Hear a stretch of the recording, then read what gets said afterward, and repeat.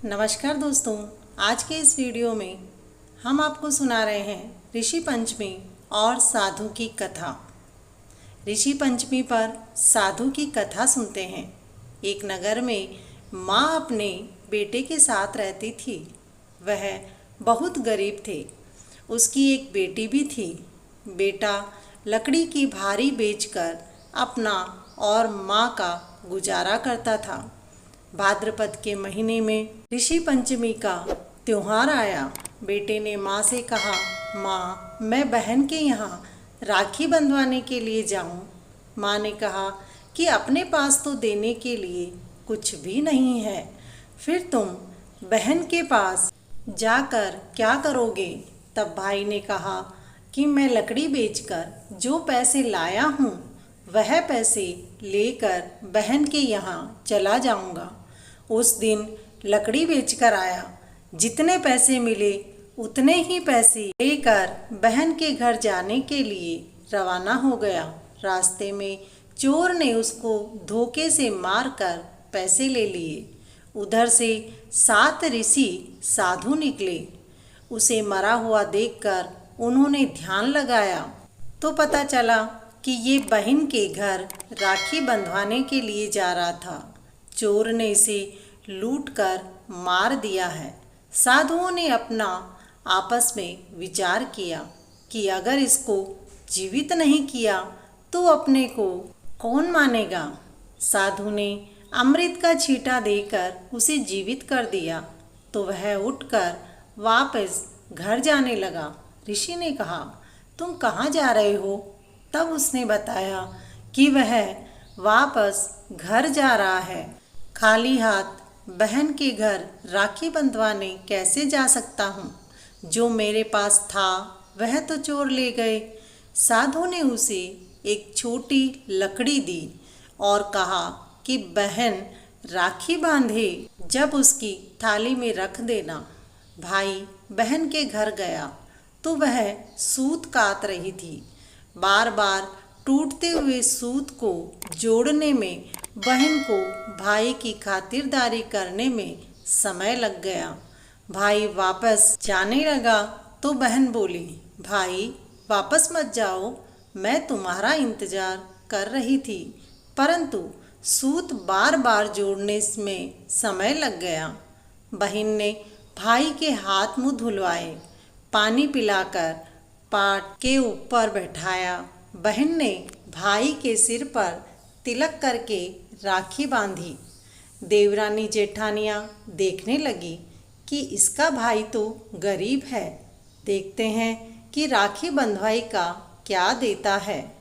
भाई राखी बंधवा कर साधु की दी हुई लकड़ी थाली में रखता है तो वह लकड़ी सोने की हो गई। देवरानी जेठानियाँ चकित हो गई। उन्होंने अपनी देवरानी से कहा, तेरे भाई ने तुझे सोने की लकड़ी दी है तो उसके लिए क्या खाना बनाएगी? एक ने कहा, तुम तो घी में चावल बनाओ। बहन भोली भाली थी, उसने चावल को घी में बनाने के लिए डाल दिया। बहुत देर हो गई लेकिन चावल नहीं पके। भाई बहन से कहने लगा कि बहना, मुझे तो बहुत ज़ोर से भूख लगी है। वह बोली, मुझे तो 2 घंटे हो गए घी में चावल डाले हुए, लेकिन चावल है कि पके नहीं रहे। भाई ने कहा कि बहना, चावल घी में नहीं पकेंगे, तुम दूध लेकर आओ और दूध में चावल डालकर खीर बना लो, चावल पक जाएंगे। खीर बनने के बाद दोनों ने साथ में भोजन किया।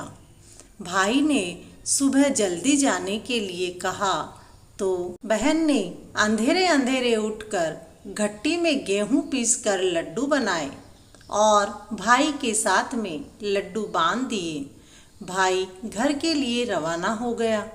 बच्चों ने देखा तो माँ से बोले कि मामा के लिए जो लड्डू बनाए हैं वैसे हम भी खाएंगे। माँ बचे हुए लड्डू से आधा आधा करके बच्चों को देने लगी तो उनमें छोटे छोटे सांप के टुकड़े निकले। यह देख बच्चों को लड्डू खाने का मना करके भाई के पीछे दौड़ी। थोड़ी दूर बाद भाई नजर आया तो उसने उसे रुकने के लिए कहा, लेकिन वह नहीं रुका। बहन थक गई तो बीच रास्ते में ही विश्राम करने लगी।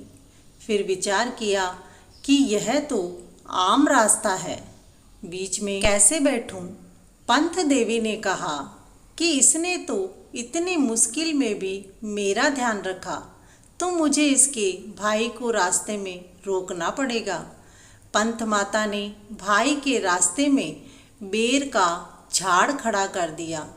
भाई बेर तोड़ने के लिए रास्ते में रुक गया।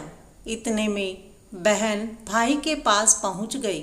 भाई ने कहा कि बहन, मैं तेरे घर से कुछ भी नहीं लाया, फिर तुम इतनी दूर मेरे पीछे पीछे दौड़कर क्यों आई हो? बहन बोली, भाई मैं तो तेरा जीवन बचाने के लिए आई हूँ। मैंने जो तुम्हें लड्डू दिए थे वह मत खाना। भाई ने कारण पूछा तो वह बोली, भाई मैंने अंधेरे में लड्डू बनाए थे। अंधेरे में नहीं देख पाने के कारण से सांप के बच्चे पिस गए थे। ये लड्डू हम यहीं पर गड्ढा करके डाल देते हैं। भाई मान जाता है। इस प्रकार बहन भाई के प्राण बचा लेती है। हे ऋषि साधु, आपको प्रणाम है। जैसे आपने इन भाई बहन का मान रखा, वैसे ही सभी भाई बहनों का मान रखना। ऋषि पंचमी की दूसरी कथा। एक नगर में एक ब्राह्मण ब्राह्मणी खेती कर सुखपूर्वक रहते थे। एक दिन ब्राह्मणी ने विचार किया कि हम ऋषि पंचमी का उद्यापन करते हैं। वह उद्यापन के दिन ब्राह्मणों को भोजन करने का न्योता देकर आ गई और खीर पूड़ी व सब्जी का भोजन बना लिया। स्त्री रसोई करती करती रजस्वला हो गई। उसी रसोई में से ब्राह्मणों को भोजन भी करा दिया। इसके दोष के कारण ब्राह्मण और ब्राह्मणी दोनों की कालांतर में मृत्यु हो गई। तो ब्राह्मण तो अगले जन्म में बैल बना और ब्राह्मणी कुतिया बनी। दोनों ही अपने बेटे के यहाँ रहने लगे। कुतिया तो बाहर पहरा देती थी और बैल हल जोत कर खूंटी से बंधा हुआ रहता था। दोनों ने पहले के जन्म की बातें याद की। बेटा बहुत धर्मात्मा था। एक दिन उसने माँ बाप का श्राद्ध किया। बेटे ने कहा कि हम ब्राह्मण को भोजन कराएंगे और माँ बाप का श्राद्ध करेंगे। तब बेटे ने अपनी बहू से खीर पूड़ी व सब्जी का भोजन बनाने के लिए कहा। बहू पतिव्रता थी। वह खीर पूड़ी व सब्जी की रसोई बनाने के लिए निकल गई। उसने खीर का भगोला बिना ढक्कन के रख दिया तो उस भगोले में सांप को मुंह डालते हुए कुतिया ने देख लिया। अब वह सोचने लगी कि अगर ब्राह्मण ने यह भोजन कर लिया तो वह सब मर जाएंगे और फिर मेरे बेटे बहू को भी हमारी तरह ही मृत्यु का श्राप लग जाएगा। कुतिया तो इतना सोचकर जल्दी से खीर के भगोले में मुँह डाल दिया। ब्राह्मण की बहू को बहुत गुस्सा आ गया और उसने चूल्हे में से जलती हुई लकड़ी लेकर कुतिया के कमर पर दे मारी और सारी खीर बाहर गिरा दी। ब्राह्मणी ने फिर से खीर बनाई और ब्राह्मणों को भोजन करवाया। कुतिया को पूरा दिन रोटी नहीं दी। वह पूरा दिन भूखी रही। रात में जब बैल घर आया तब कुतिया बोली और बैल के पास गई कि खीर के भगोले वाली सारी बात उसने उस बैल को बता दी। फिर बैल को जैसे वो बता रही थी तो बैल ने कहा, आज मुझे भी मेरे बेटे ने दिन भर हल जुतवाया और भूखा प्यासा रखा और अब लाकर के खूंटी से बांध दिया है। दोनों ब्राह्मण ब्राह्मणी को पिछले जन्म की याद थी, जो शाम को रोज अपने अपने सुख दुख की बातें किया करते थे। उस दिन दोनों की बातें बेटे और बहू ने सुन ली। बाहर आकर बैल को चारा पानी डाला और कुतिया को रोटी दी। फिर मन में बहुत पछताए। अपनी माँ को पूछा कि आप दोनों इस योनि में कैसे आए। तब कुतिया ने बताया कि मैं रजस्वला होने के बाद भी भोजन बनाकर साधुओं को भोजन करा रही थी। इस दोष से हम दोनों को ही यह योनि मिली है। बेटा बहुत धर्मात्मा होने के कारण दूसरे दिन ही ऋषि ब्राह्मणों से मिला और अपने माँ बाप को इस योनि से छुड़वाने का विधान पूछा। जब ऋषि ने कहा, तुम ऋषि पंचमी का व्रत करके ऋषि पंचमी का 2 दिन उपवास करके पूजा कथा करो, उस दिन का सारा पुण्य अपने माँ और बाप के निमित्त दे दो। बेटे ने ऋषि ने जो कहा वैसा ही किया। विधि विधान से व्रत किया और सारा पुण्य अपने माता पिता के निमित्त कर दिया। निमित्त करते ही कुतिया एक सुंदर स्त्री बन गई और बैल एक सुंदर पुरुष बन गया।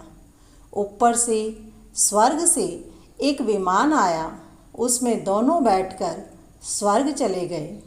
हे ऋषि महाराज, जैसे आपने उन दोनों के दोषों को दूर किया, वैसे ही इस कथा को कहने वाले, सुनने वाले और हुकारा देने वाले सभी के दोषों को दूर करना। दोस्तों, इसी प्रकार के वीडियो देखने के लिए हमारे चैनल को सब्सक्राइब करें और नोटिफिकेशन पाने के लिए बेल आइकन पर क्लिक करें। वीडियो को लाइक कर अपने दोस्तों के साथ शेयर करना ना भूलें। हमारे साथ बने रहने के लिए धन्यवाद।